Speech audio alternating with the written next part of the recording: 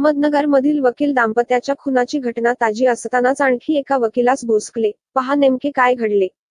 सातत्याने उच्चांक करताना दिसतायत. वकील दाम्पत्याच्या खुनाची घटना ताजी असतानाच आता नगरमधून आणखी एका वकिलावर चाकू हल्ला केल्याची घटना घडली आहे. धक्कादायक बाब म्हणजे जुन्या न्यायालयाच्या आवारातच सदर वकिलावर चाकूने प्राणघातक हल्ला झाला. वकिलाची प्रकृती चिंताजनक असल्याचे समजते. काल दिनांक 8 मे बुधवारी सायंकाळी ही घटना घडली. वकील अशोक कोल्हे असे हल्ला झालेल्या वकिलाचे नाव आहे. हल्ल्यात जखमी वकिलांना उपचारासाठी खासगी रुग्णालयात नेण्यामध्ये आले आहे. हल्ल्यामागील कारण समजू शकलेले नाही. हल्लेखोर अनिल गायकवाड याला पोलिसांनी ताब्यात घेतले आहे. याबाबत गुन्हा दाखल करण्याचे काम रात्री उशिरापर्यंत सुरू होते.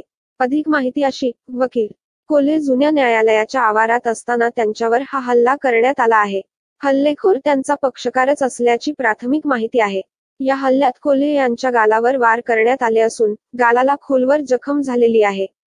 दरम्यान कोतवाली पोलिसांनी घटनास्थळी धाव घेतली असून हल्लेखोराचा पोलिसांकडून शोध सुरू आहे. कोतवाली पोलिसांचे पथक कोल्हे यांचा जबाब घेण्यासाठी रुग्णालयात गेले होते. परंतु गालाला जखम असल्याने त्यांना बोलता येत नव्हते. त्यामुळे जबाब नोंदविणे शक्य झाले नाही. त्यांच्या जबाबावरून गुन्हा दाखल करण्यात येणार असल्याचे पोलिसांकडून सांगण्यात आले. यावेळी वकिलांनी रुग्णालयात धाव घेत कोल्हे यांच्या प्रकृतीची विचारपूस केली. जानेवारीमध्ये झाला होता वकील दाम्पत्याचा खून.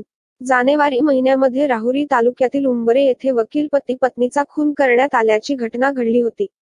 आधी अपहरण करून नंतर त्यांचा खून करण्यात आला होता. या घटनेनंतर संपूर्ण महाराष्ट्रात वकील संघटना आक्रमक झाल्या होत्या. अद्याप या घटनेचा तपास लागतो न लागतो तोच अहमदनगर शहरात पुन्हा एकदा वकिलावर हल्ला करण्याची घटना घडल्याने खळबळ उडाली आहे. सक्षम न्यूज 24 अहमदनगर. सक्षम न्यूज 24